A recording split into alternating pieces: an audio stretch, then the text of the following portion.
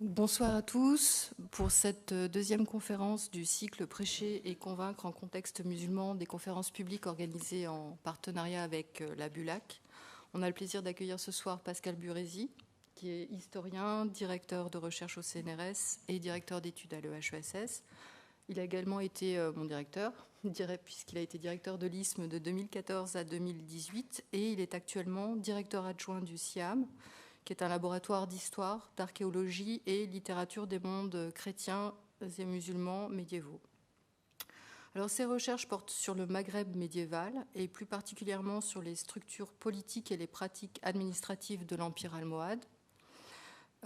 Citons juste deux de ses publications sur les Almohades, avec Hicham el-Alaoui, Gouverner l'Empire, la nomination des fonctionnaires provinciaux dans l'Empire almohade, et avec Mehdi Guergat, l'histoire du Maghreb médiéval du XIe au XVe siècle, chez Armand Collin en 2013. Parmi les ouvrages généralistes que les étudiants connaissent probablement, il y a le Géo-Histoire de l'islam chez Belin en 2018, et l'ouvrage collectif qu'il a dirigé, Histoire des pays d'islam, de la conquête de Constantinople à l'âge des révolutions chez Armand Collin en 2018. Donc Pascal Burési est aussi coordinateur scientifique du projet européen ITN-MIDA et il a obtenu le financement d'un nouveau projet pour la création d'un réseau scientifique européen et international sur le thème Religion and Armed Violence in Eurasia and North Africa. Donc le titre de sa conférence ce soir est La cause almohade, convertir les juifs, les chrétiens et les musulmans au monothéisme, et je lui laisse tout de suite la parole. Merci Sophie pour cette présentation exhaustive. Tout d'abord, je vais faire une petite remarque sur le titre que j'ai choisi de manière un peu provocatrice. J'ai mentionné la conversion des juifs et des musulmans, des juifs et des chrétiens, qui est attestée dans les sources de l'époque almohade. Les sources nous disent que la dhimma, donc le statut de tributaire protégé des gens du livre, donc chrétiens et juifs, est supprimé par les Almohades. En revanche, on n'a aucune source qui nous dise que les musulmans doivent se convertir à l'almohadisme. Et pourtant, j'essaierai de montrer au cours de cet exposé que les Almohades se conçoivent et conçoivent leur dogme comme une nouvelle religion à laquelle tout le monde doit se soumettre et se convertir. Alors, je commencerai probablement aussi par prendre un exemple pour la question de cette conversion.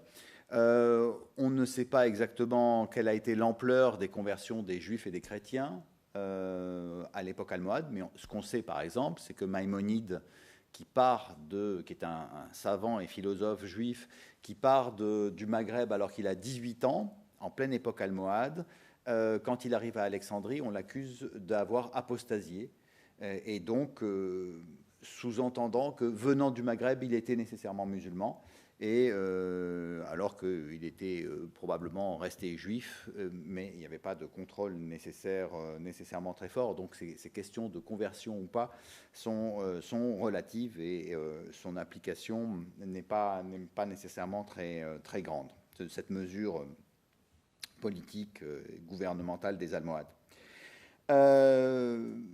Par ailleurs, je présenterai un petit peu le contexte historique de l'Occident musulman à cette époque-là, qui permettent de comprendre pourquoi et comment les Almohades ont pu se concevoir comme le nouveau peuple élu.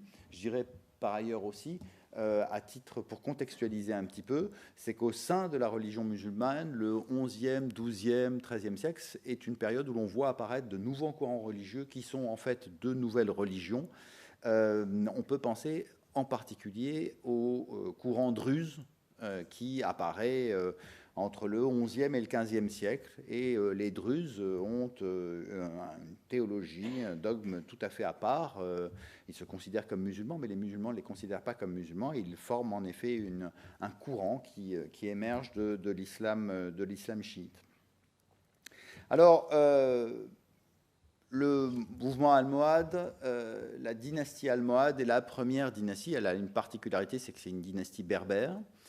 C'est la première fois de l'histoire que le Maghreb est unifié depuis la Libye, la tripolitaine, jusqu'au Maroc, jusqu'à l'Atlantique, en incluant aussi El-Andalus, le sud de la péninsule ibérique, sous une même autorité indigène.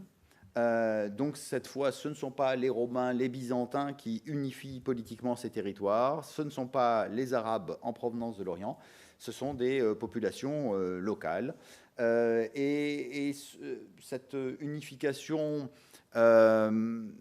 va durer quelques décennies, n'est pas durable, mais elle va marquer profondément les sociétés du Maghreb pour plusieurs siècles, y compris après le démembrement de cet empire almohade.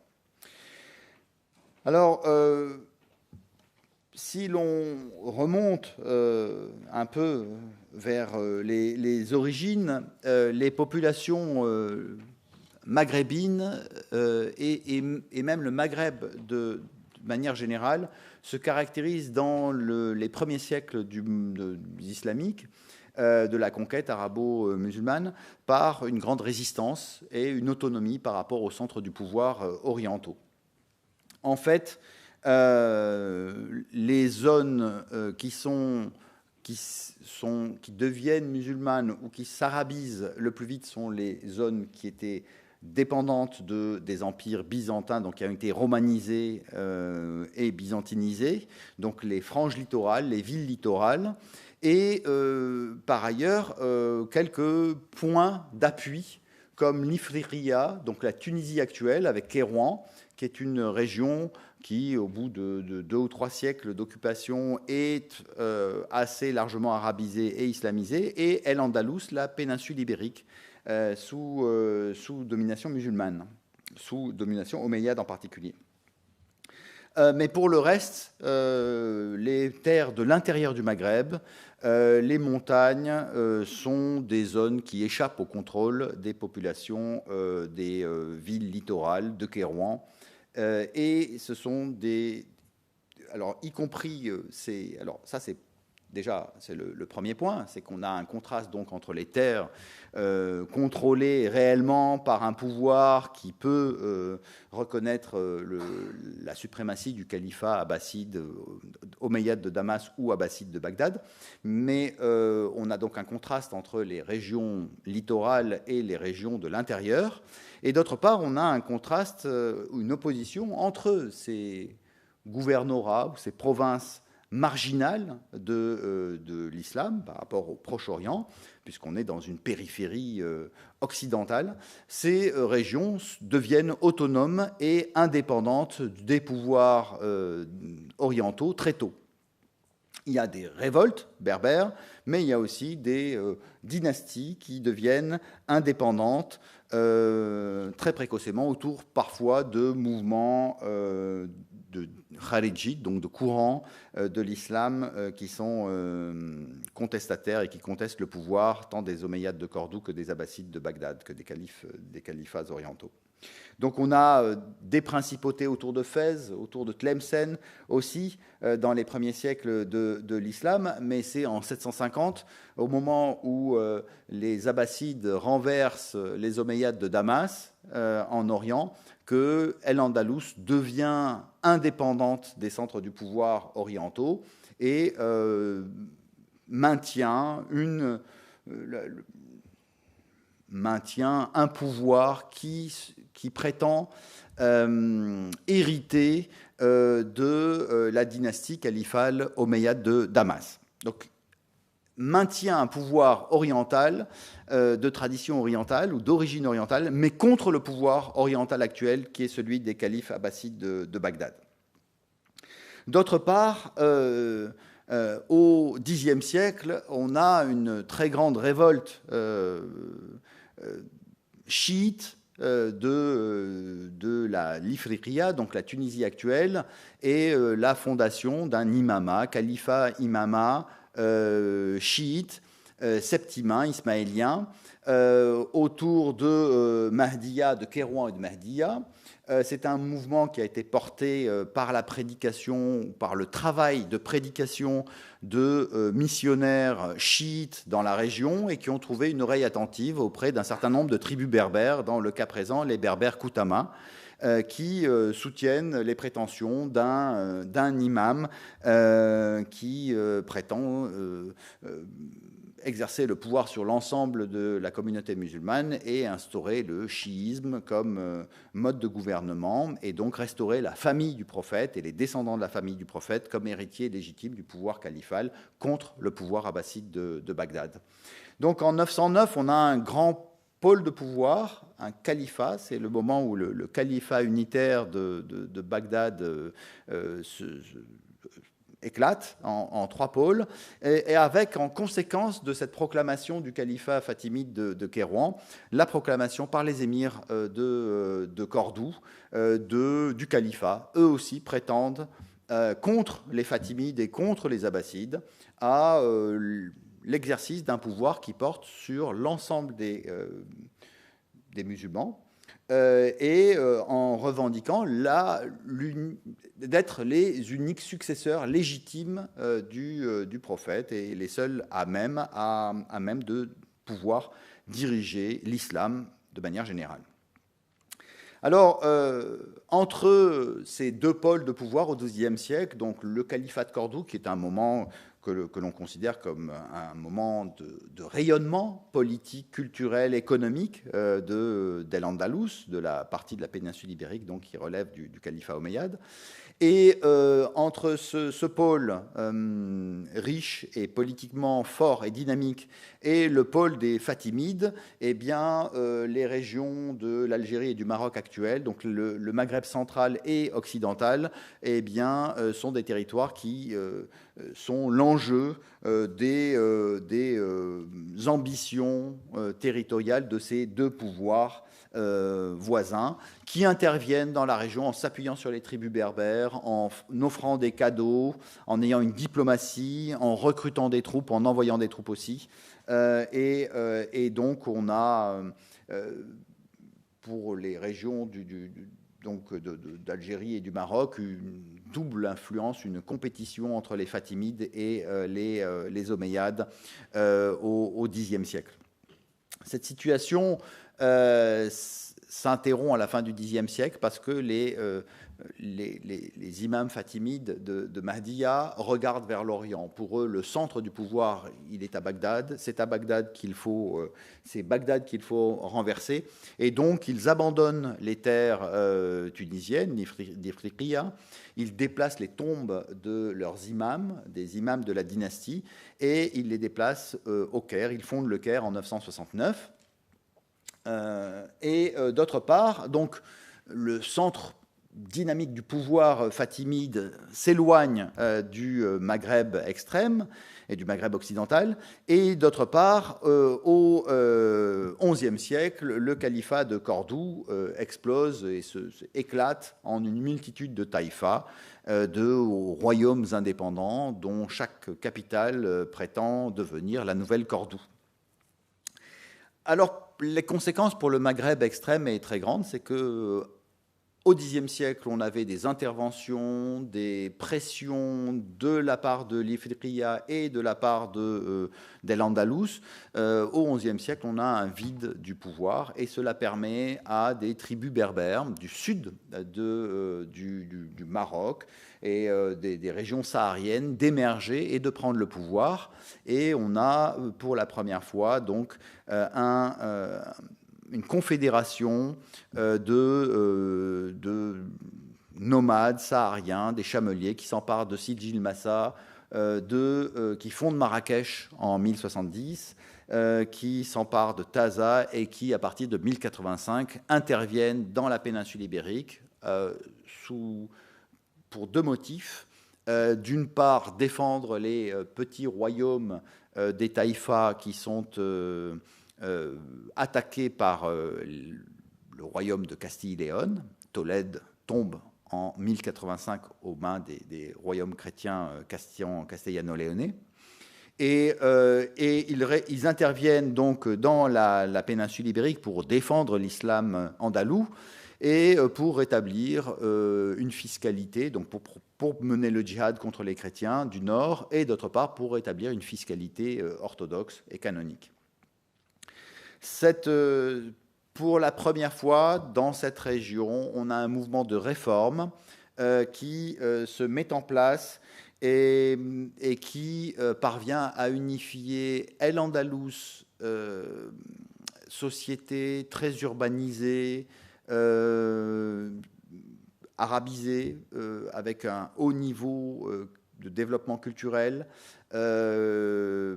et sous la domination maghrébine de berbères qui sont berbérisants, hein, et les successeurs des Almoravides diront qu'ils ne parlaient pas vraiment arabe.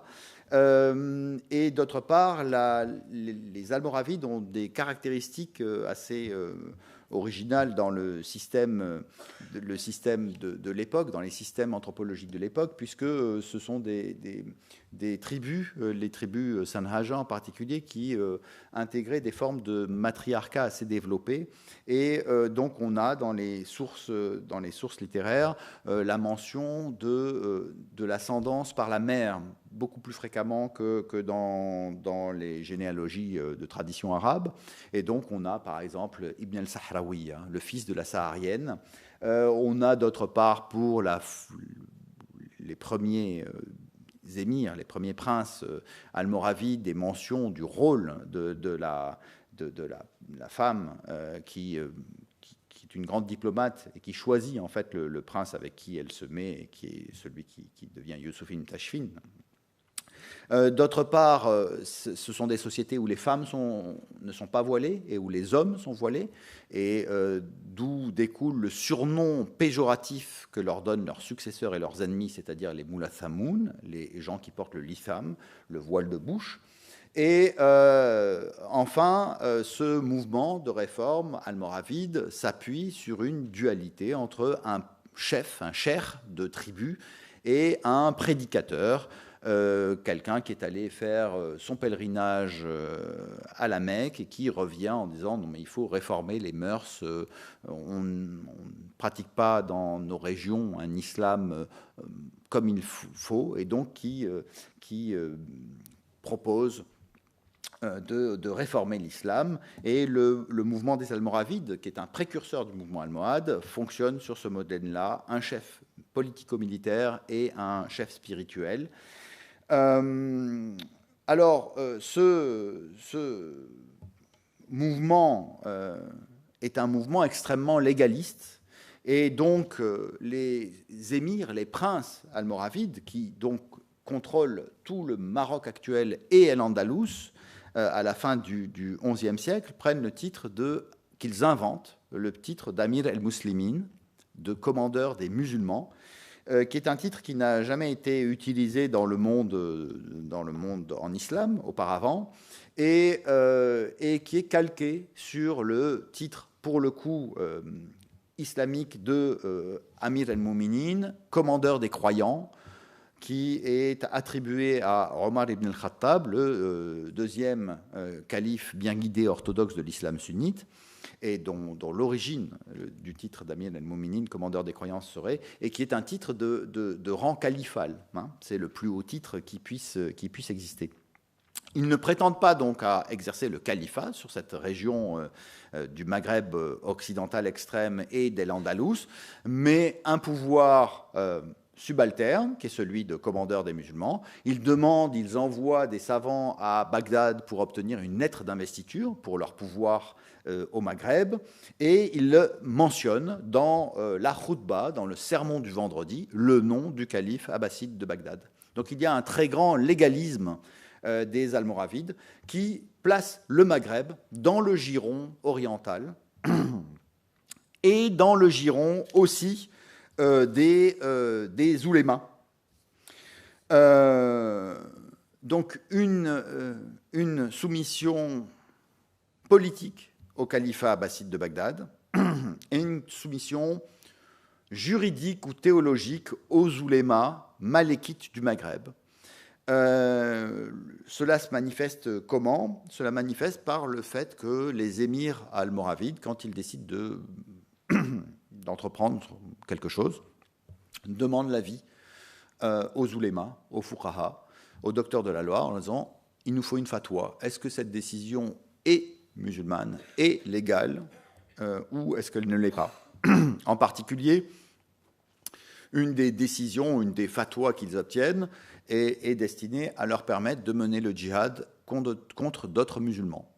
Donc, ils obtiennent, quand ils envahissent El-Andalus, ils obtiennent le droit de proclamer le djihad contre les princes musulmans des taïfas, et ils trouvent des muftis, donc des juristes consultes qui acceptent, en s'appuyant sur le Coran, sur la Sunna et sur la tradition, sur les compilations malékites, de leur dire oui, c'est bon, vous avez le droit de proclamer le djihad contre d'autres musulmans pour telle et telle raison. Ils ne respectent pas un certain nombre de règles, ils trahissent l'islam. Alors, la force des Almoravides s'appuie sur le contrôle des voies de l'or. Ce sont donc, je vous l'ai dit, des nomades chameliers qui nomadisaient au sud du Maroc et qui contrôlent en fait les voies de l'or avec le royaume de Ghana. Et donc, ils créent des monnaies qui inondent la région, le Maghreb extrême, y compris l'Europe, et qui donnent son nom. Hein. Donc, ils ont des dinars almoravides qui passent en espagnol sur le nom de morabetinos, et ça donne Maravedi à l'époque moderne. Donc cette influence des monnaies almoravides est très grande, et je vous donnerai quelques exemples de monnaies almohades cette fois, mais vous aurez le contraste avec les monnaies almoravides. Donc une grande puissance financière, ils envahissent El-Andalus au nom du djihad et du rétablissement d'impôts canoniques, et c'est sur ces deux thématiques qu'ils vont se faire contester au XIIe siècle par les Almohades, parce que à partir des années 1120, les Almoravides essuient quelques défaites contre les royaumes chrétiens du nord de la péninsule ibérique, et d'autre part donc des défaites. Donc ils proclament le djihad et ça échoue, donc c'est un des piliers. Et comme ils ont des échecs militaires, ils prélèvent des impôts extra-coraniques sur les populations. Donc c'était l'autre pilier de leur intervention dans la péninsule ibérique, le rétablissement d'une fiscalité coranique ou canonique. Et bien là, encore une fois, ils trahissent leurs engagements initiaux. Donc il y a une contestation assez forte en El-Andalus contre le pouvoir des Almoravides.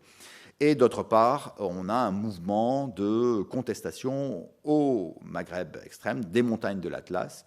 Et c'est le mouvement almohade qui, pour le coup, se met en place et se développe en contestant violemment les Almoravides qui contrôlent les plaines, la plaine de Marrakech en particulier, et d'El-Andalus.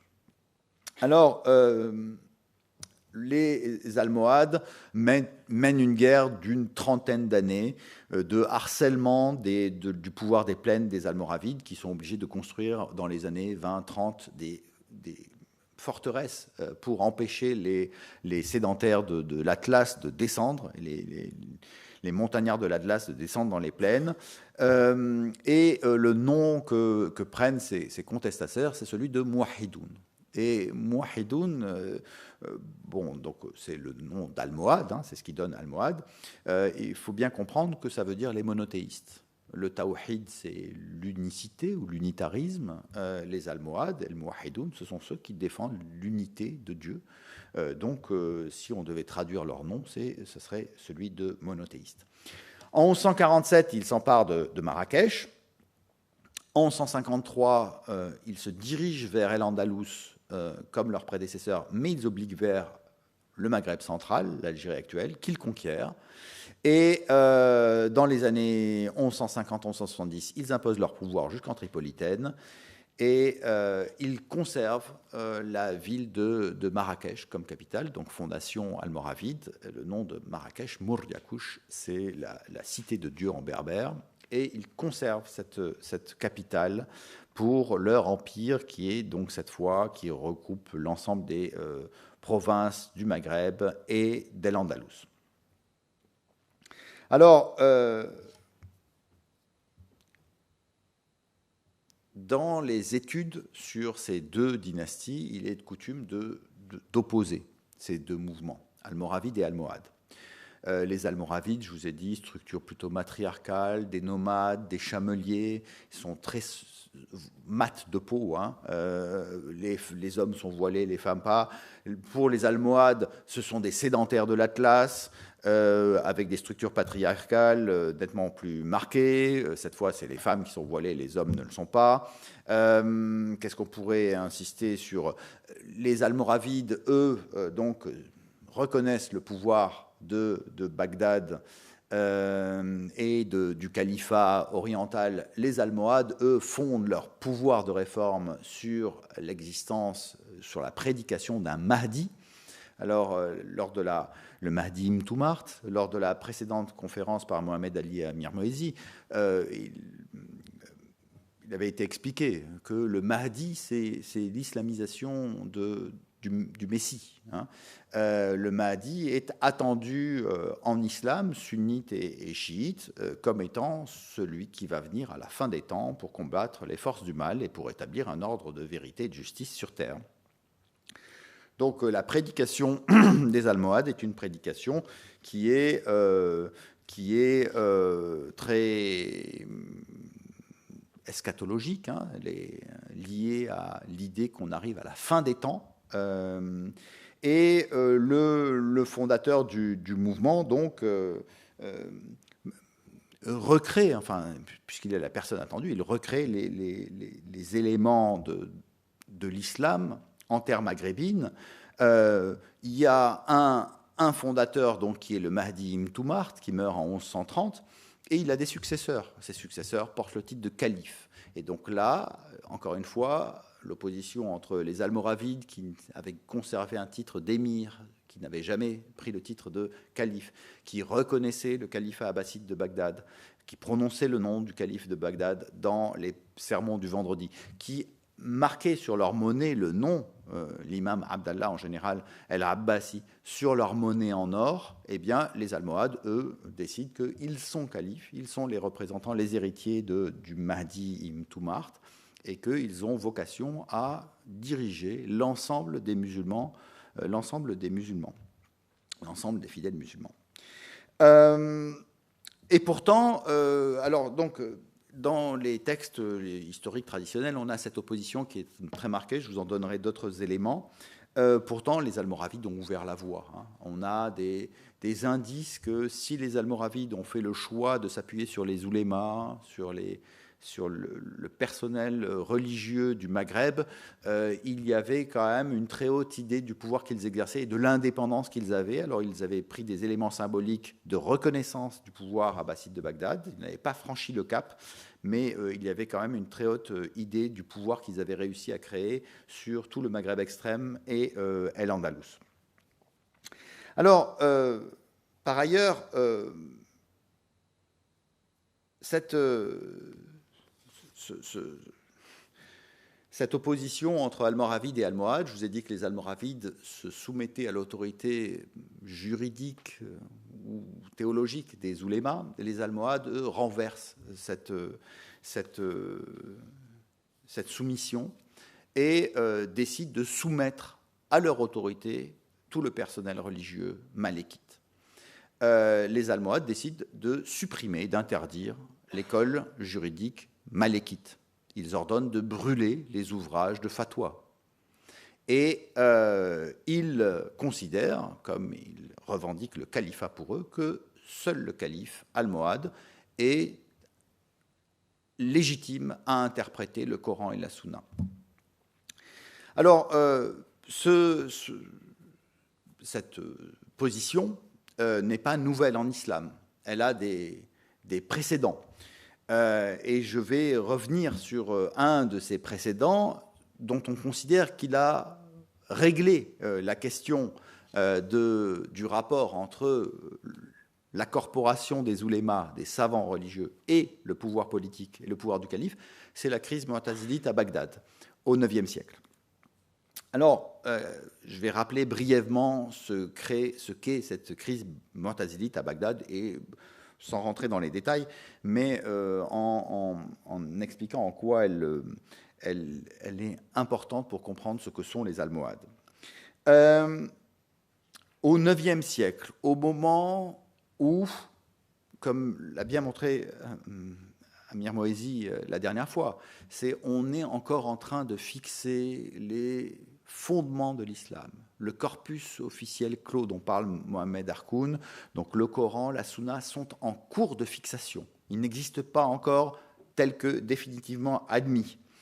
Au moment où on traduit, où les savants à Bagdad traduisent les ouvrages de la philosophie grecque en particulier, eh bien, et au moment où le dogme islamique est en train de se définir, les savants s'interrogent sur Dieu, sur l'omnipuissance de Dieu et sur la question de la responsabilité humaine. Si Dieu est omnipuissant, est-ce que les individus ont du libre arbitre ou pas?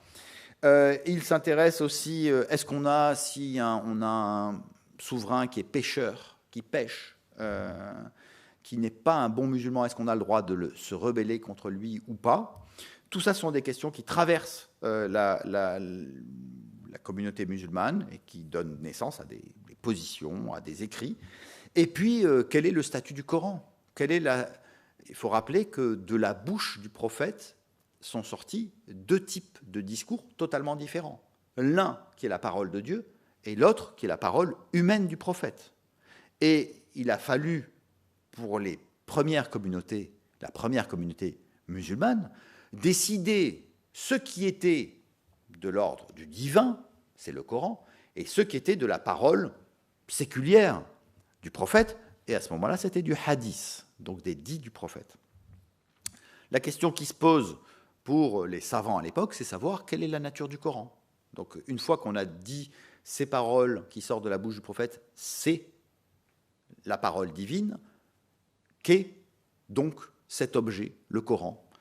Est-ce que c'est un éternel, un incréé? Et à ce moment-là, Dieu n'est pas unique, parce qu'il y a Dieu et il y a le Coran. Donc ça rompt l'unité de Dieu. Ce que disent, enfin, ce sont les commentaires que font les savants à l'époque. Et donc il y a un mouvement, qui est le mouvement mu'tazilite, qui dit, mais en fait, non, le Coran, c'est un objet créé. S'il est créé, ça veut dire qu'on peut le modifier.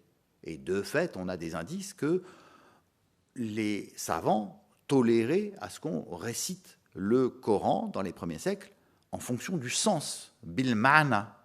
Et on a un certain nombre de hadiths qui nous disent on peut lire comme on veut du moment qu'on ne change pas le châtiment par la récompense ou la récompense par le châtiment. Ce qui veut dire que si on ne modifie pas le sens, on peut lire comme on veut le texte coranique. Donc tous ces éléments-là donne naissance à un courant qui est le courant mu'tazilite. Et là, il y a le calife abbasside de Bagdad de l'époque, qui est le calife El-Mamoun, qui décide que, voilà, c'est ça le dogme, c'est ça ce à quoi il faut croire. Et il demande à tous les savants de venir jurer sur le Coran créé. Un certain nombre de savants et d'oulémas viennent, prêtent serment pour conserver leur prébende, leurs fonctions, etc. Un certain nombre refusent, en particulier Ibn Hanbal, qui est un des fondateurs, le dernier des fondateurs d'une école juridique et théologique de l'islam sunnite, qui est l'école la plus littéraliste. Bon. Ce qu'on appelle la mihna, donc l'épreuve qui est infligée aux savants par le pouvoir politique, qui prétend avoir quelque chose à dire sur le dogme islamique.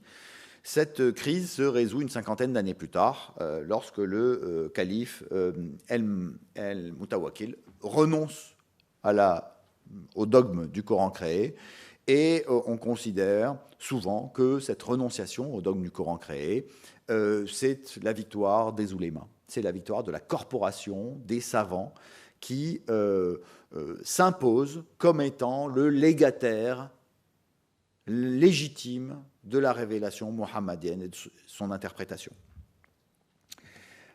En fait, plus personne, en gros, après cette période-là, ne se revendiquera comme mu'tazilite, mais cette tension et cette pensée a irrigué l'ensemble des dynasties suivantes. Et les Almohades, même si on ne peut pas dire que ce soit une dynastie mu'tazilite, c'est quelque chose qui est à l'esprit des califes almohades. Et cette rivalité, cette tension avec les oulémas pour savoir qui dit le droit, qui dit le dogme, eh bien, se manifeste à plusieurs reprises dans l'histoire musulmane. Et à l'époque almohade, elle se manifeste au Maghreb de manière assez forte. Comme je vous l'ai dit, le Mahdi Ibn Tumart est considéré comme imam ma'soum. Alors là, on reprend, et c'est pour ça que je vous disais, on est à la limite d'une création d'une nouvelle religion. Les Almohades, ce qu'ils tentent de faire, c'est une fusion entre le chiisme et le sunnisme. Si vous vous rappelez les cartes que je vous ai montrées au début du califat omeyyade de Damas, de Cordoue, et du califat fatimide de Kérouan et de Mahdia, le pouvoir des Almohades s'étend sur les territoires de deux califats précédents, l'un chiite et l'autre sunnite. Et la théologie qu'ils mettent en place est une théologie qui se prétend absolument sunnite, mais comme donc absolument orthodoxe, mais qui prend des éléments des deux grands courants, chiites et sunnites, qui dominent le monde musulman à l'époque. Et donc, ils revendiquent pour leurs dirigeants, pour le Mahdi, mais aussi pour les califes qui prennent sa succession, la notion de isma. La notion de isma, c'est l'impeccabilité. Cette impeccabilité, elle est donnée par Dieu, et donc elle garantit que le Mahdi est impeccable, infaillible. Mahdi Ma'loum, donc le Mahdi reconnu, l'imam Ma'soum, et en même temps, alors donc c'est un élément, le Mahdi Ibn Tumart, comme son premier successeur Abdelmoumin, reçoivent une généalogie qui les fait remonter à Ali, le cousin et gendre du prophète, qui est le père des uniques descendants mâles du prophète Mohammed. Donc le fondateur religieux, le Mahdi Ibn Tumart, et le fondateur politique de l'empire almohade, tous les deux reçoivent une ascendance sainte, prophétique, ce qui est absolument nécessaire pour le chiisme. Et en même temps, les dirigeants almohades donnent tous les gages de leur caractère sunnite et montrent qu'ils revendiquent absolument l'héritage omeyyade. Alors, ils choisissent par exemple la couleur blanche pour leur bannière contre la couleur noire des Abbassides. C'est un détail, mais qui, dans les sources, est noté comme important. Ils inventent, au sens de découvrir, une relique du Coran attribuée à Osman. Alors, dans la tradition musulmane, Osman, qui est donc le troisième des califes rachidoun, bien guidés de l'islam sunnite, les chiites ne peuvent pas voir Osman, qui est un Banu, qui est un membre de la famille des Banu Umayya. Osman est celui qui est censé avoir unifié la Vulgate coranique, ce qu'on appelle la Vulgate coranique, c'est-à-dire la version définitive du Coran, en ordonnant d'éliminer les versions concurrentes. Comme cela a été dit à la précédente conférence, ça ne s'est pas tout à fait passé comme ça, puisque ces versions concurrentes continuent à être en circulation pendant plusieurs siècles. Mais Osman est aussi celui qui a favorisé sa famille, les Banu Umayya, et qui est détesté par les chiites, et par les alides en particulier, puisque, d'une part, les chiites considèrent qu'il a manipulé le Coran, et qu'il a éliminé des versets qui étaient très favorables à Ali et à la famille, et d'autre part, parce que c'est à la suite de l'assassinat de Osman que Ali est poursuivi par le cousin de Osman, Muawiyah, qui lui demande le prix du sang et de venger son cousin qui aurait été assassiné par des partisans de Ali. Donc on remonte aux sources de l'islam, mais revendiquer, inventer un Coran... Et alors, juste je reviens parce que je me suis égaré, le Coran de Osman est assassiné dans sa maison alors qu'il était en train de prier, et donc du coup, selon la tradition, il aurait donc, d'une part, non, il y a deux choses, il aurait demandé à ce qu'on rédige 4 exemplaires, parfois plus, mais 4 exemplaires du Coran définitif qui auraient été envoyés dans les différentes régions de l'Empire omeyyade, et en plus de l'Empire de l'époque des califes bien guidés, qui auraient été envoyés dans les différentes régions de l'Empire à ce moment-là. Et d'autre part, quand il est mort, du sang aurait giclé sur les pages du Coran qu'il était en train de lire. Et du coup, au XIe siècle, on voit apparaître dans différentes parties, 11e, 12e siècle, Jean-Michel Mouton en a trouvé pour la fin du XIe siècle, des reliques du Mus'haf de Osman avec des taches de sang. Et donc, il y a plusieurs reliques. Certaines sont conservées aujourd'hui à Topkapı en Turquie. Mais les Almohades en découvrent une. Ils disent c'est le Coran qui a été envoyé par les Omeyyades à Cordoue et qui apparaît fort à propos à ce moment-là et qui reçoit un culte de la part des Almohades. Là, encore une fois, un chiite pourrait difficilement prêter un culte au Coran attribué à Osman, mais les Almohades le font. D'autre part, ils prennent un certain nombre de mesures, les Almohades, comme transférer la capitale de Séville à Cordoue. Cordoue étant la capitale du califat omeyyade, et Cordoue, au XIe siècle, a perdu de son pouvoir au profit de Séville, qui était mieux positionnée. Et à l'époque almoravide, Séville est la grande ville d'Al-Andalus. Et donc, quand les Almohades reprennent le pouvoir, ils tentent, ils ne le font pas en fait, de déplacer ou de repositionner la capitale d'Al-Andalus à Cordoue. Alors, par ailleurs, je vous ai dit que les Almohades se fondent sur la prédication d'un Mahdi, mais en outre, ils se considèrent comme le nouveau peuple élu de Dieu. Et je vous ai dit qu'ils interdisent l'école juridique malékite, mais il s'appuie sur un hadith, donc un dit prophétique, qui fait partie de Muslim et de Bukhari, donc des grands recueils canoniques de hadith, et qui dit donc Inna l'islam bada ghariban wa sayaudu ghariban kama bada fatuba lil ghuraba, qui joue sur la racine de Maghreb, Gharb, donc l'Occident. Et la traduction, c'est l'islam a commencé comme étranger, merveilleux, hein, c'est la polysémie du terme gharib, et il redeviendra étranger, merveilleux, comme il a commencé, bienheureux les étrangers, étranges, occidentaux, les rourabas. Et les Almohades disent, voilà, nous sommes les rourabas, nous sommes les occidentaux, nous sommes les étrangers qui reviennent et qui recommencer l'islam. Et notre langue, d'ailleurs, c'est le lisan al-gharbi, la langue occidentale. Et ils imposent cette terminologie dans les textes par rapport aux textes arabes qui parlent de lisan al-barbar, donc la langue des berbères, des barbares. Eux imposent l'idée que c'est la langue des occidentaux, la langue occidentale. Donc ils prêtent un culte au Coran de Osman, un culte aux écrits du Mahdi Ibn Tumart, et donc devant les armées sont portés d'une part le Coran de Osman, d'autre part les écrits du Mahdi Ibn Tumart, et les sources disent que ce sont les deux imams qui guident les troupes. Hein, les deux imams, c'est le Coran de Osman et les écrits du Mahdi Ibn Tumart.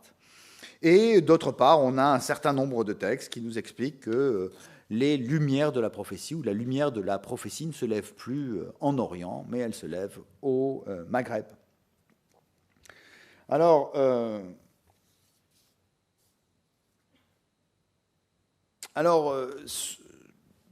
on peut se dire que, donc là je vous ai marqué les différents termes. Alors, il se trouve que l'époque almohade est aussi celle dont on peut lire parfois que c'est le moment des derniers feux de la philosophie. Et après l'époque almohade, la philosophie disparaîtrait, ce qui est faux. En fait, elle est intégrée dans la théologie, dans le kalam. Et puis chez les chiites, elle se maintient. Mais c'est l'époque almohade, où on a en effet de grands savants, comme Averroès, Ibn Rushd, et Ibn Tufayl. Donc Ibn Rushd, je vous rappelle, Ibn Rushd, c'est le petit-fils de son grand-père. Son grand-père était grand juge malikite de Cordoue. Le père d'Averroès, donc Ibn Rushd aussi, était grand cadi malikite de Cordoue, et Ibn Rushd a été grand cadi de Cordoue.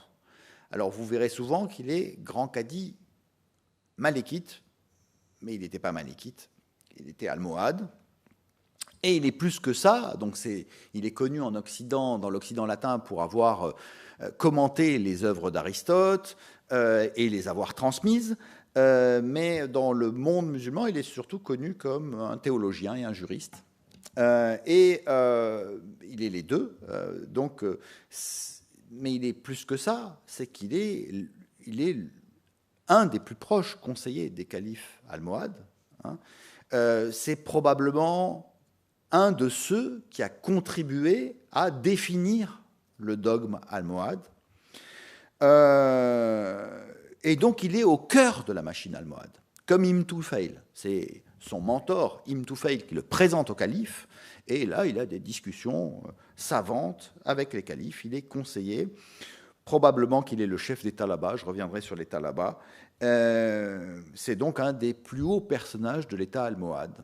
Donc, quand je vous dis que le dogme almohade est novateur, il s'appuie aussi sur la pensée et sur les écrits des plus grands esprits de l'époque. Et je rappelle quand même que pour Averroès, le Coran, les miracles du Coran, c'est un moyen d'accéder à la vérité qui est destiné aux personnes qui ne maîtrisent pas la philosophie et qui a d'autres moyens d'accéder à la vérité, qui est la raison raisonnante, le Falsafa, la philosophie, qui est réservée à l'élite des savants, et que quand il y a des contradictions entre raison et révélation, eh bien, c'est que c'est la raison qui a raison. Hein. Et la révélation, il faut la comprendre à la lumière de la raison. Alors, à la fin de sa vie, Averroès a fait l'objet d'une disgrâce, alors, sur lesquelles on ne sait pas grand-chose. Si vous avez vu Le Destin de Youssef Chahine, qui est un film qui projette sur Averroès la situation égyptienne et les relations avec les islamistes aujourd'hui, et qui fait d'Averroès une sorte de grand démocrate, de tolérance, etc., et évidemment persécuté par les méchants salafistes. Alors, je voudrais un peu... Bon, alors le film est très bien dans ce qu'il est, hein, mais il y a des anachronismes profonds, et Averroès, comme je vous l'ai dit, il est au cœur de la machine almohade. Alors, il est possible que les califes aient philosophiquement mené la guerre sainte contre les royaumes chrétiens de manière totalement philosophique, ou qu'ils aient persécuté les rebelles de manière philosophique. Il n'empêche que Averroès était partie prenante de ce système politique. C'était un des grands penseurs de l'almohadisme. Alors donc, philosophiquement ou pas, en faire quelqu'un d'écuménique, comme Youssef Chahine a pu le faire, est probablement un anachronisme. Il n'empêche qu'en effet, il a dû s'attirer, mais les disgrâces étaient tellement fréquentes chez les personnes qui arrivaient au plus haut niveau de la proximité du prince qu'on ne sait pas exactement. Alors certains ont soutenu que c'était en effet les oulémas, le corps des oulémas traditionnels qui avaient ourdi un complot pour le faire disgracier et pour... bon, on ne sait pas. On ne saura probablement jamais.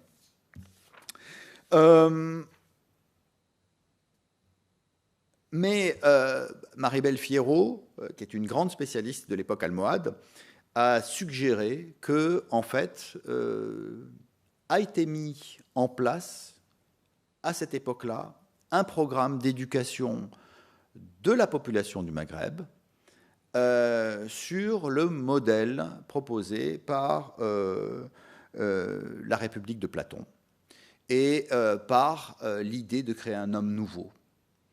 Et alors, je dis bien un homme nouveau, alors, et on a des lettres almohades qui disent, voilà, toute personne, homme, femme, libre, esclave, adulte, enfant, doit apprendre par cœur les textes fondateurs, le dogme, le credo almohade. Donc la volonté d'éduquer et d'inculquer le dogme almohade à toute la population est mise en place à l'époque almohade une école, on pourrait dire l'école impériale d'administration à Marrakech, qui accueille 3000 jeunes pris partout dans l'Empire, les plus prometteurs, pour qu'ils soient formés comme l'homme nouveau almohade devait l'être, c'est-à-dire dans tous les métiers de la guerre, mais en philosophie, en religion, tir à l'arc, cheval, nomachie, donc il y avait des très grands bassins avec des navires pour apprendre le combat sur l'eau. Et ces jeunes portaient le nom de talaba, les doctes. Alors bon, c'est la même racine que les talibans, mais les talibans sont ceux qui apprennent. Les talabas, là, sont vraiment les doctrinaires du régime, envoyés dans chaque province, aux côtés des gouverneurs, pour vérifier l'adéquation des décisions prises par les gouverneurs avec le dogme almohade. Et donc, et au sommet de cette... Alors, ce sont les hommes nouveaux qui doivent être formés, et d'autre part, au sommet de la pyramide, il y a le calife et les philosophes qui sont à côté. Alors, par ailleurs, alors la révolution almohade se manifeste par la création d'une nécropole impériale à Tinmal. Tinmal est la ville de prédication du Mahdi Ibn Tumart, et la création d'un pèlerinage impérial à Tinmal qui reçoit le nom de Hajj. Donc les troupes et le calife fait régulièrement un pèlerinage à Tinmal. Et d'autre part, il y a la mesure prise par les Almohades de réorienter la direction de la prière. Alors, il faut revoir la situation du Maghreb et d'Al-Andalus jusqu'à l'époque almohade. On est dans une marge extrême occidentale du monde musulman, mais les Omeyyades ont eu un rôle très important en 750, et donc ils ont considéré que El-Andalus, c'était la nouvelle Syrie. Donc leurs troupes s'appelaient Jund Homs, Jund Philistine, Jund el-Urdun, l'armée de Palestine, l'armée du Jourdain, l'armée d'Émez, Jund Dimashq. Ils ont décidé que la mosquée des Omeyyades de Cordoue, c'était la mosquée des Omeyyades de Damas. Donc, ils ont fait appel à des mosaïstes byzantins pour décorer un mihrab en mosaïque. Et la Qibla Omeyyade, donc l'orientation des mosquées des Omeyyades, c'est le sud-sud-est, comme en Syrie. Il faudrait que ce soit est-sud-est pour être en direction de la Mecque. Mais donc la Qibla de toutes les mosquées, globalement d'El-Andalus, c'est le sud-sud-est, y compris au nord du Maghreb à cette époque-là, au Xe, XIe siècle. Les astronomes savent pertinemment que ce n'est pas la bonne direction, et donc ça c'est la Qibla astronomique, c'est la direction astronomique. Les Almohades décident de rectifier les murs, et ils font détruire les murs des mosquées de Tlemcen, Fès, Marrakech, etc.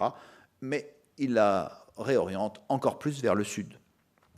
et accompagné des textes qui nous disent que la lumière de la prophétie ne se lève plus en Orient, mais se lève au Maghreb, que le nouveau peuple élu, c'est le peuple des Berbères et des Occidentaux, des Rourabas, a ajouté au fait que il y a un pèlerinage qui se met en place autour de la nécropole impériale de Tinmal. On peut dire qu'il y a une relocalisation de l'islam au Maghreb, et une refondation de l'islam au Maghreb. Pour ça que je disais qu'avec ce programme d'éducation, on avait une conversion des musulmans, y compris des oulémas malékites, qui étaient obligés de se soumettre aux nouveaux dogmes almohades. Et enfin, les 4 premiers califes almohades, Abd el-Moumin, Youssouf Ier, El-Mansour et El-Nasser, reçoivent le titre dans les sources de calife Rashidoun, bien guidés. Sur les monnaies qu'ils frappent, ils sont indiqués calife bien guidés, orthodoxes. Donc il y a vraiment la volonté de reconstruire dans une vision qui est à la fois cyclique et eschatologique de l'histoire, c'est-à-dire qu'on repart au début et on recommence comme au début de l'islam. Alors, les Almohades ont innové, ils ont inventé le titre officiel de Saïd. Donc les Saïds, ce sont les descendants du premier calife almohade, Abd el-Moumin, qui est en fait le réel fondateur de l'empire almohade, après la mort du Mahdi Ibn Toumart. Il règne une trentaine d'années, de 1130 à 1160. C'est lui qui met en place tout. Enfin, c'est sous son règne que se mettent en place les éléments du dogme, l'organisation de l'Empire. Et il a une vingtaine de fils qui reçoivent tous ce titre de Saïd qui fait qu'ils sont envoyés comme gouverneurs de province. Donc il y a d'emblée, il y a 17-18 provinces dans l'Empire almohade. C'est parfait, ça colle avec le nombre de ses fils, qui sont donc tous nommés dans chacune de ces provinces et qui sont accompagnés d'un certain nombre de talabas, de doctrinaires du régime pour vérifier l'almohadité de leurs mesures. Mais les Almohades frappent aussi, c'est assez connu, des monnaies carrées, en se fondant sur une tradition qui dit que le Mahdi, quand le Mahdi apparaîtra, il frappera des monnaies carrées. Donc il frappe des monnaies carrées avec des légendes tout à fait particulières. Dieu est notre maître, Mohammed est notre envoyé, et El Mahdi est notre imam, et le Mahdi est notre imam. Et puis, de l'autre côté, c'est sur Dieu. Et d'autre part, ils introduisent à l'intérieur des monnaies le carré des dirhams. Alors je vous montre par rapport à ça, on a un dinar almoravide, donc vous voyez qu'on a 2 cercles concentriques, qu'on a une écriture qui est koufique, donc très carrée, et les Almohades réforment l'écriture aussi et imposent le cursif. Donc pour les documents de chancellerie, ça c'est très clair. Ils imposent le cursif et donc arrivent à remplir nettement plus les monnaies de texte. Alors cet élément, j'aime beaucoup les monnaies, mais il faut bien comprendre que les Almohades ont plusieurs moyens de diffusion, et je m'arrêterai là-dessus. Il y a d'une part les grandes mosquées. Chaque grande mosquée de chaque ville de l'Empire est le relais pour la parole du calife, qui est l'élément fondamental dans l'idéologie almohade, puisque le calife est impeccable et il est le seul interprète légitime du Coran et de la Sunna et du message divin. Donc il y a un travail particulier sur la langue de chancellerie, la langue du califat, et l'usage en particulier très fréquent de ce qu'on appelle l'iqtibas. L'iqtibas, c'est le fait de prendre des fragments coraniques et de les mélanger, de les recomposer dans le texte de la chancellerie. Ce qui fait qu'on a une prose rimée qui est hiératique, ou qui est sacralisée par les nombreuses composantes coraniques, les nombreux éléments coraniques qui sont qui sont insérés dans cette langue d'État, dans cette langue du prince. Alors le contraste avec l'époque almoravide est très clair. Hein. À l'époque almoravide, les lettres de chancellerie contiennent aussi des citations coraniques, mais elles sont toujours introduites par « Qala Allah Ta'ala », donc Dieu très haut a dit, et on sait que c'est le début de la citation coranique, et on a un verset cité intégralement, et les Almohades ne font pas ça du tout, ils renversent les versets, ils l'utilisent comme un motif rhétorique. Et donc la langue des lettres de chancellerie, c'est très important parce que c'est celle qui est lue tous les vendredis dans les mosquées de l'Empire. Donc il y a vraiment une langue spécifique. Et ce qui est assez particulier, c'est que l'irtibas n'est pas interdit par les juristes musulmans, du moment qu'on ne trahit pas le sens, évidemment, des versets coraniques. Mais aucune école juridique n'interdit l'irtibas, sauf l'école malékite. Donc les Hanafites, les Shafi'ites et les Hanbalites autorisent la pratique de l'irtibas. L'école malékite, qui est celle du Maghreb, l'interdit. Donc les Almohades le font. Mais ils ont interdit l'école malékite, donc ils choisissent de faire quelque chose qui est particulièrement anti-malékite. Et d'autre part, et je vais arrêter là-dessus, c'est qu'ils chargent, parce qu'ils ont vraiment une vision holistique de la société, donc ils classent tous les habitants de l'Empire dans une sorte de pyramide. Alors il y a 40 catégories. Hein. Les tambours de l'armée sont dans une des catégories. Donc il y a des catégories. Chaque membre de l'Empire est dans une catégorie. Et il y a, comme je vous l'ai dit, la consigne par lettre de chancellerie que tous ces habitants doivent connaître le dogme et le credo almohade. Mais il y a un programme pédagogique qui est mis en place et dont celui qui se charge de le mettre en place, c'est Averroès. Et un ouvrage de pédagogie almohade est un ouvrage qui est aujourd'hui très connu et très diffusé dans tout le monde musulman, qui est la Bidayat al-Mujtahid ou Nihayat al-Muqtasid, qui est l'abécédaire du juriste éminent, on va dire, ou du savant éminent, qui est un texte qu'on trouve, qui est très répandu et qu'on trouve et qui est lu et qui est enseigné dans tous les milieux, parce que c'est un texte très pédagogique, très très clair, et qui est destiné à ça, l'abécédaire, je dis l'alpha et l'oméga, si on veut, du juriste éminent. Donc, je ne sais pas si je vous ai convaincu, mais en conclusion, les Almohades qui suppriment la dima, qui imposent le credo almohade, qui créent une classe, une catégorie de théoriciens chargés de veiller à ce que toutes les mesures prises dans les provinces soient en adéquation avec le dogme almohade, les talabas, ont cherché à convertir non seulement les chrétiens et les juifs pour une bonne raison, c'est que comme on est au moment de la fin du monde et que le Maghreb c'est la nouvelle Arabie, eh bien ça devient une zone sacrée où on ne peut plus ignorer le message divin et donc où les autres formes de monothéisme doivent disparaître, mais que cela concerne aussi les musulmans qui doivent se soumettre à ce nouveau dogme almohade. Et j'arrêterai là. Merci.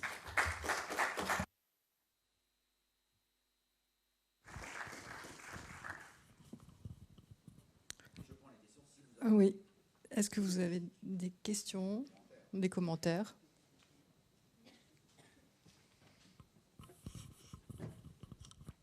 Merci pour ce très clair exposé. Est-ce qu'il a pu apparaître une sorte de tension entre ce réseau des talabas qui, si je vous ai bien écouté, était la création d'Averroès et le pouvoir, enfin le chef était Averroès et le pouvoir des gouverneurs avec le temps? Est-ce qu'il y a pu y avoir des tensions qui ont pu apparaître? Et également, est-ce que vous pourrez peut-être revenir sur justement la place des juifs et des chrétiens, donc des minorités religieuses, par rapport aux autres musulmans? Est-ce qu'ils étaient au même niveau, ou est-ce, entre guillemets, même niveau, ou est-ce que, comment ça se passait concrètement? Merci. Je réponds tout de suite, oui. Alors, pour les talabas, les fils de Abdelmoumin, donc les saïds qui sont nommés gouverneurs, passent par cette école qui est fondée avant, quand Averroès n'est pas encore introduit auprès des... il est vraisemblable, on n'a pas la preuve exacte, que vu le rôle d'Averroès auprès des califes, deuxième et troisième calife, troisième et quatrième, deuxième et troisième calife, qu'il a été à la tête de ce réseau des talabas, mais ce n'est pas lui qui en est le fondateur. Bon.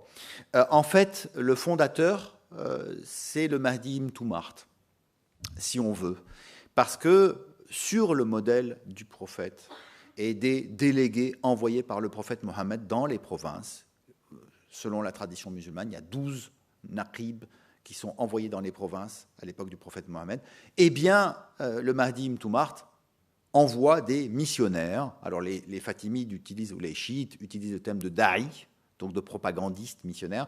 Les Almohades, eux, c'est un autre terme, et ce terme, c'est celui de talaba. Et donc, c'est le Mahdi ibn Toumart qui aurait eu cette initiative d'envoyer dans les différentes tribus du Maroc actuel, des missionnaires pour rallier ces tribus à sa cause. Et alors, encore une fois, c'est des attributions rétrospectives, c'est des sources, c'est de la reconstitution. Celui qui les met en place, c'est Abdelmoumin. C'est lui qui met cette catégorie-là en place. Alors, des tensions, en général, en plus, les lettres de chancellerie nous donnent l'ordre de hiérarchie. Et les saïds viennent en premier, mais ils sont talabas aussi. Et il y a des talabas qui sont en haut de l'ordre de hiérarchie. Donc, dans tous les cas, toutes les décisions importantes sont prises par le calife. Et à la différence de l'époque almoravide, où les gouverneurs de province sont indépendants, ils sont considérés comme les naeb nouab. Donc il y a une délégation de pouvoir. Donc chaque gouverneur, et on a des lettres qui nous le disent, sont les yeux ou les oreilles ou la bouche de l'émir. Et par la bouche du gouverneur parle l'émir. Ce qui fait qu'il y a une très grande indépendance des gouverneurs. Qui mènent le djihad tous les ans dans leur coin, et puis dès que ça se passe mal, ils sont démis de leurs fonctions. Avec les Almohades, c'est totalement différent. C'est un système qui est verrouillé, qui est blindé, bureaucratique. Il y a en effet le saïd, qui est le gouverneur officiel, qui est le fils, mais qui obéit à son père. Il y a un talaba qui est là, ou plusieurs, qui est là pour veiller à ce que tout gère. Mais dans tous les cas, il n'y a aucune autonomie des gouverneurs provinciaux à l'époque almohade, par rapport à l'époque almoravide. Donc une gestion de l'Empire qui est absolument verrouillée et pyramidale. Il est très difficile de savoir si ça fonctionne ou pas. Ça fonctionne probablement pas très bien. Mais en tout cas, il y a des révoltes tout le temps. En fait, bon, à l'époque almoravide aussi, mais à l'époque almohade, il y a des révoltes tout le temps. Donc, voilà. Et l'autre question, c'était... La place des minorités religieuses non musulmanes Alors bon... Jean-Pierre Molena a montré pour El Andalus qu'à la fin au premier quart du XIIe siècle, donc à l'époque almoravide, on peut considérer que les chrétiens mozarabes, donc les chrétiens arabisés d'El Andalus, disparaissent. Parce que, pour des raisons diverses et variées, mais il y a un moment où les émirs disent, bon écoutez, vous trahissez, en fait, vous êtes la 5e colonne pour les royaumes aragonais, donc c'est soit vous partez, soit vous vous convertissez. Alors, ça c'est la théorie. À l'époque d'Averroès, donc à la fin du XIIe siècle, on sait que par exemple, il se réfugie à Lucena, qui est une ville, un village où la communauté juive a acheté le droit de rester juif. Donc, soi-disant, la Dima a été supprimée, mais il y a quand même Lucena en El Andalus où les juifs ont le droit de continuer à pratiquer. Alors, bon, c'est très difficile à savoir. Il se trouve qu'au Maghreb, alors pour le coup, on considère que c'est au XIe, XIIe siècle que disparaissent les dernières communautés chrétiennes d'époque byzantine, enfin les descendants. C'est là où on voit les stèles, c'est sur les stèles, les pierres des tombes qu'on voit disparaître les derniers prêtres. Et on voit, il y a une nouvelle catégorie de chrétiens qui apparaît.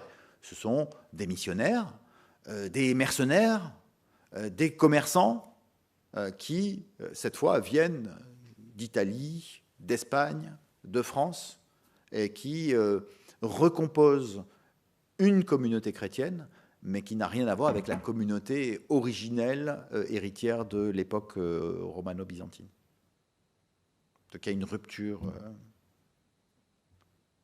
Voilà.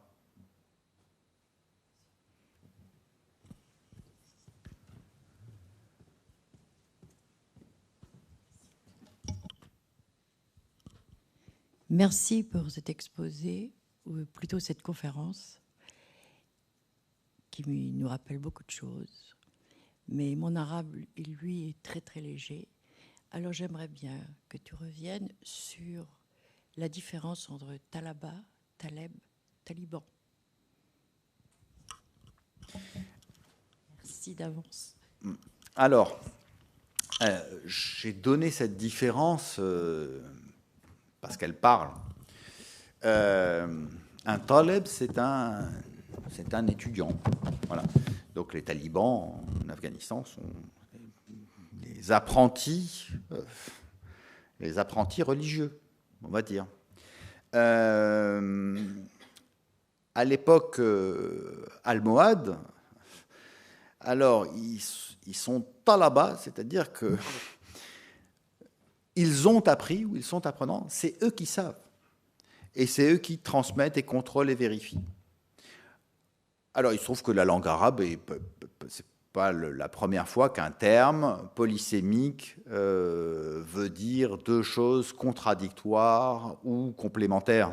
Et à chaque fois, ce qui pose un petit problème, parce que quand on lit une source du XIIe ou XIIIe siècle, on reconnaît les mots.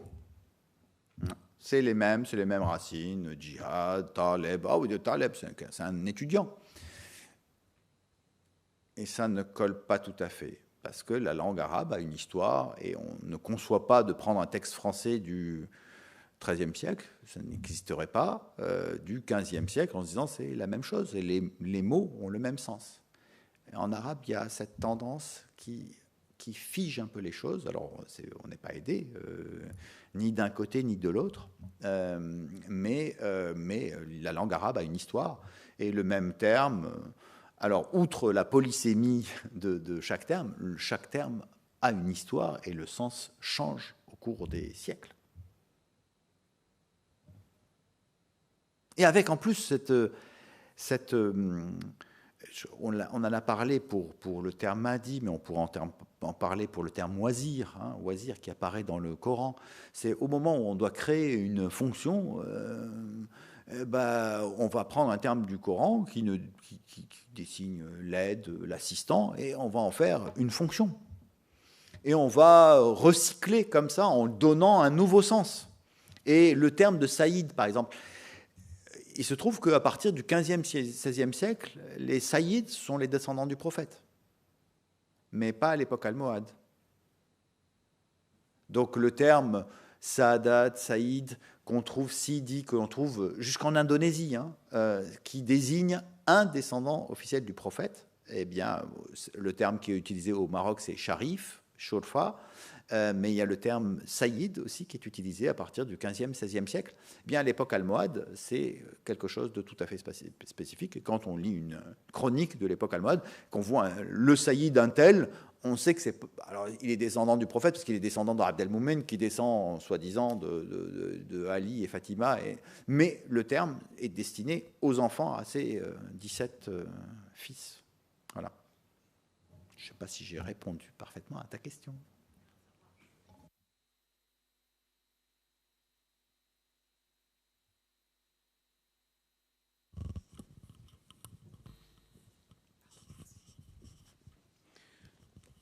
Ma question est un peu similaire à ce qu'a dit le monsieur tout à l'heure sur des tensions. Est-ce que finalement la population de l'Empire a adhéré à cette nouvelle religion, à cette notion de de nouveaux peuples ou de peuples élus.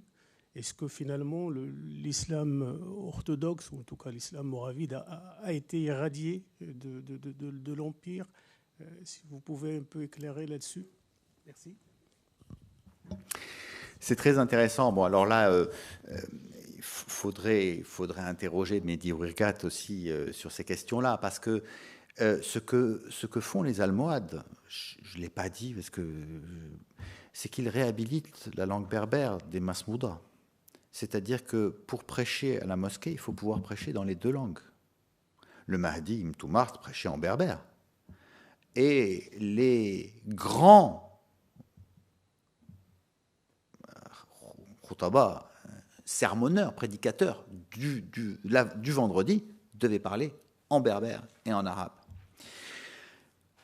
Alors, et on a, Mehdi Ouirgat s'occupe de ça, retrouvé dans les textes arabes toutes les indications de l'ampleur de cette langue berbère utilisée par les Almohades comme une langue impériale. Je vous dis encore une fois, ils l'appellent Lisan el-Gharbi. C'est pour dire, c'est la langue du peuple élu et c'est le berbère. C'est la langue des Masmouda, en particulier des Massamida. Bon. Alors, qu'est-ce qui se passe ? Je vous ai dit que le Mahdi, c'était la version islamisée, comme l'a dit Mohamed Ali Amir Mouazi la dernière fois, du Masih, du Christ. Il se trouve qu'en 1229, il y a un calife almohade qui dit non, là, on a raconté n'importe quoi. Sa mère était chrétienne, était une esclave chrétienne. En fait, le Mahdi Ibn Toumart, il ne faut pas y croire, c'est une erreur. Le seul Mahdi qui existe en islam, c'est Jésus, fils de Mariam. Donc on a une lettre officielle qui dit ça. Et là, ça provoque un schisme dans l'Empire. La Tunisie, Hafsid, se sépare et dit non, c'est quoi? Alors bon, déjà, il y a un certain nombre de membres, des dirigeants, des gouverneurs de Tunis qui se font massacrer à Marrakech à ce moment-là, parce que des hintata, et ils disent non, le dogme almohade, il tient toujours. Donc on a autour de l'Ifriqiya un pôle de résistance qui veut défendre le dogme almohade, et autour de tribus berbères qui sont les hintata. Quand l'Empire, et donc les califes almohades reviennent sur cette annulation du dogme almohade en 1229, le fils El-Rachid d'El-Mamoun rétablit mais c'est déjà un peu la fin de cette pensée cohérente. Et quand les Almohades disparaissent, tombent sous les coups des Mérinides, alors d'une part, les corps des califes sont déterrés à Tinmal, parce qu'il y a quelque chose qui paraît anti-islamique, mais la tombe du Mahdi et la tombe de Abdelmoumen et peut-être des 2 ou 3 premiers califes almohades ne sont pas touchés. Et il y a, jusqu'au début du XXe siècle, des pèlerinages sur la tombe du Mahdi Ibn Toumart à Tinmal. Donc il y a, et Léon l'Africain, quand il passe, il dit « Ah, j'ai vu le Mahdi Ibn Toumart, il est encore vénéré dans ces régions-là. » Il y a une très grande fidélité au culte qui a été rendu. Et on pourrait dire aussi que le malékisme après les Almohades et le malékisme avant les Almohades, c'est plus du tout le même. Parce que, l'influence almohade, elle a été très grande pendant, on va dire, un peu plus d'un demi-siècle, peut-être 3/4 de siècle. C'est beaucoup, quand on pense 70 ans, on a le temps de former des savants et de leur faire oublier qu'ils sont malikites. Alors quand on voit c'est marrant parce que quand on voit encore des articles sur Averroès, on voit Averroès, pour ceux qui le connaissent un peu mieux, savant malikite, ou grand théologien malikite ou juriste malikite, mais il ne peut pas être malikite. Il ne peut pas être malikite. Il est almohade. Donc, Mais il n'empêche que son grand-père, en effet, était malikite, qu'il est d'une grande famille de savants malikites et que son père était malikite, mais lui était almohade avant tout. Mais en revanche, le malikisme qui est rétabli par les Mérinides au Maroc, et y compris par les Hafsides, parce que les Hafsides sont fidèles au dogme almohade, mais ils comprennent qu'ils ont besoin d'être soutenus, et donc ils autorisent la création de madrasa malékite, et ils autorisent le retour du malékisme en Ifriqiya. Donc il y a des accommodements. Il n'en reste pas moins que le dogme almohade, l'idée almohade, a profondément marqué le Maghreb pour plusieurs siècles, y compris les Mérinides qui s'opposent à eux, qui font tout pour... Il y a quand même quelque chose qui... Voilà. Après, pour les minorités... Après, c'est très difficile de savoir jusqu'à quel point ça s'implante, hein. Mais ils ont su, par exemple, reprendre ces formes de culte populaire pour les saints. Le siècle almohade, c'est celui de l'émergence des saints berbères, Abou Ya'za, etc., Abou Madian, qui sont des saints qui ne parlaient pas arabe et qui sont arabisés par les Mérinides après. C'était arabisé, c'est-à-dire on dit en fait, ah mais ils étaient arabes, alors qu'ils ne parlaient pas arabe. On a des sources de l'époque qui nous disent qu'il y avait un traducteur à côté de Abou Ya'za. Quand il y avait des pèlerins qui venaient lui rendre visite, les Almohades ont réussi à récupérer ces éléments de culte populaire, plus ou moins populaire, pour en faire un culte impérial. Et voilà. Bon, je ne sais pas si j'ai parfaitement compris et répondu à votre question, mais... Est-ce qu'il y a encore d'autres questions ?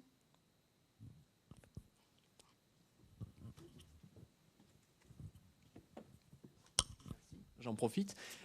Aujourd'hui, quelle est l'actualité ? Est-ce qu'il y a toujours dans quelle mesure ça vit toujours au Maghreb ? Voilà, merci. Alors, vous savez qu'au Maroc, il y a eu une adaptation du film Les Visiteurs. Et cette adaptation s'appelle Abdou, Ind el-Mouahidine. C'est-à-dire Abdou chez les Almohades. Donc c'est vivant. Non, il y a eu des périodes alors, encore une fois, ça c'est le grand spécialiste, c'est Mehdi Ouirgat, de ces questions. Ce qui est intéressant, par exemple, c'est de voir les noms des rues. Donc il y a eu une époque où c'était les souverains mérinides qui étaient la gloire du Maroc, par exemple. Bon, ben maintenant, on a des El Mansour, des El Nasser, donc les grands califes almohades, Ibn Toumar y compris, qui sont revitalisés. La mosquée des Almohades, donc la mosquée de Tinmal, a été restaurée. Il y a des gens qui parlent de la réouvrir au culte, alors que c'est un musée, qu'elle est totalement isolée, hein. Bon, c'était probablement à l'époque. Donc il y a une récupération, et il y a des moments où ça a été plutôt les Mérinides, ou plutôt les Alaouites, ou les Saadiens qui ont été...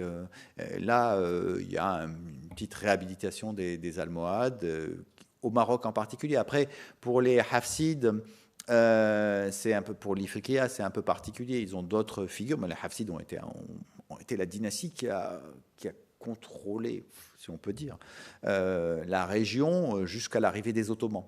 Donc il y a quand même 3-4 siècles de domination d'un califat, parce que au bout d'un certain temps, ils revendiquent aussi le califat. Une fois qu'il n'y a plus de calife chez Almohade au Maghreb, eh bien, ils revendiquent pour eux le califat. Et ça justifie que Saint-Louis aille attaquer Tunis. Hein. C'est que le califat hafside, c'est la grande puissance de la Méditerranée occidentale à l'époque. Donc il y a et puis on peut voir ça aussi de l'autre côté, hein. Il y a eu de très grandes victoires et de très grandes défaites des Almohades.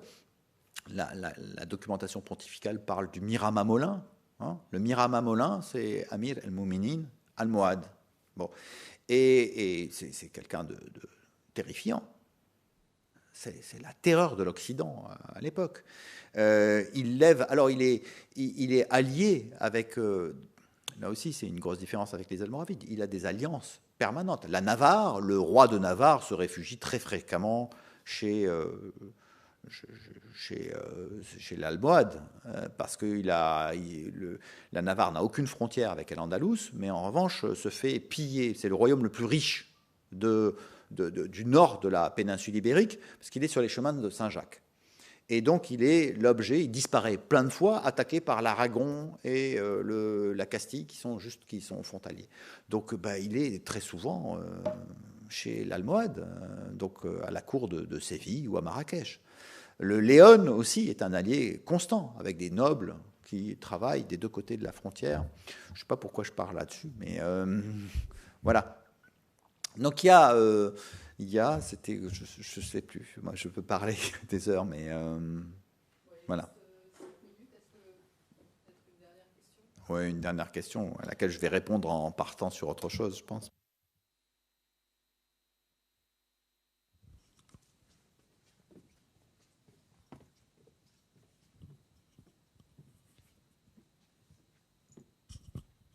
Merci pour cette conférence. Je vais aller dans le sens de monsieur, peut-être dans le prolongement de sa question.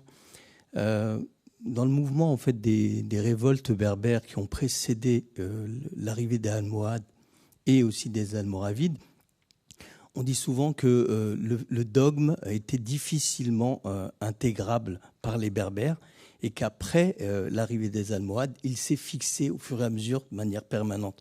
Est-ce que vous acceptez en fait ce postulat ou ce n'est qu'une... voilà. Alors, ce qui est... Alors, déjà, il y a deux choses. Il y a une version traditionnelle qui considère qu'à partir de la conquête, l'islamisation et l'arabisation du Maghreb se fait assez rapidement. Ça colle pas.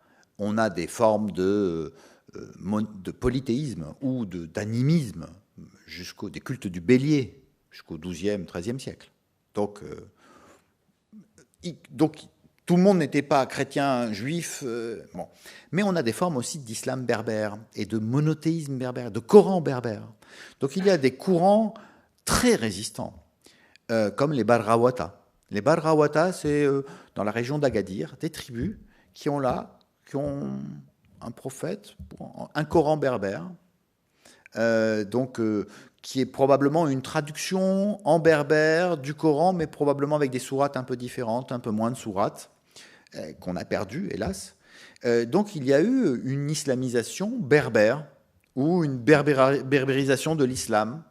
Alors, on sait qu'il y a des mouvements kharijites en particulier, les roustémites de Taher, et ça marche. C'est-à-dire que l'avantage de...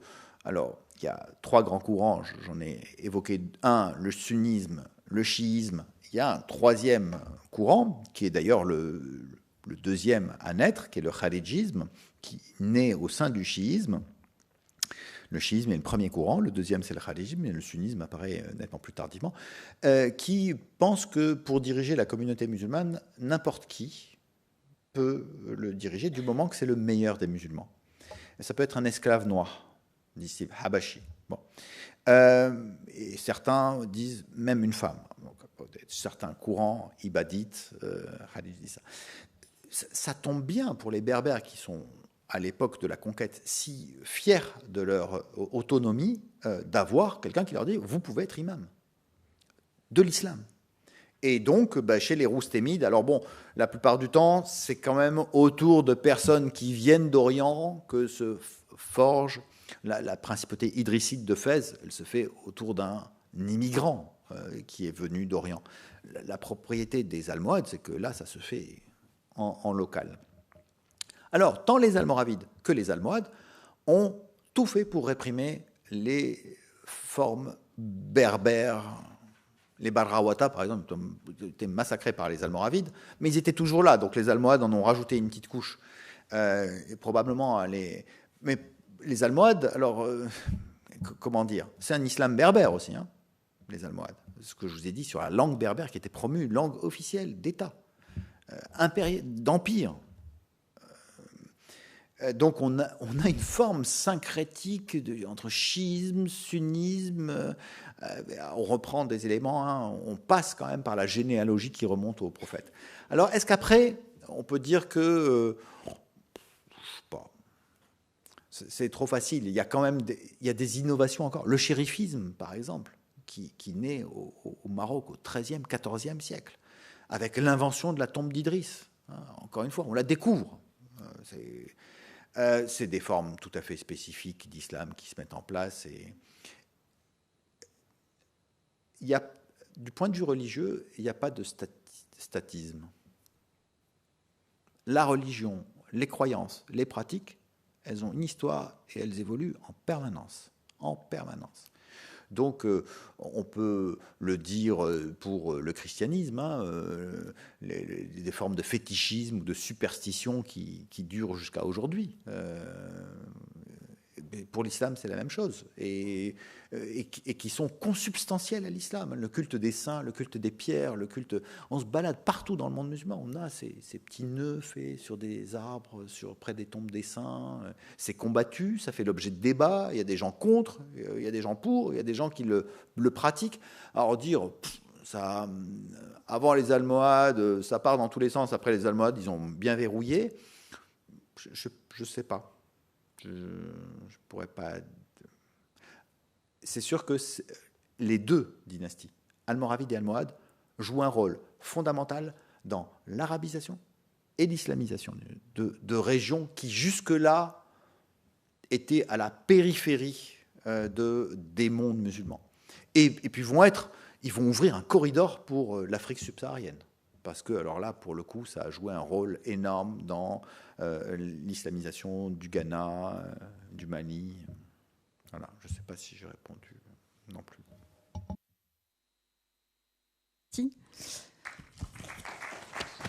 Merci à vous.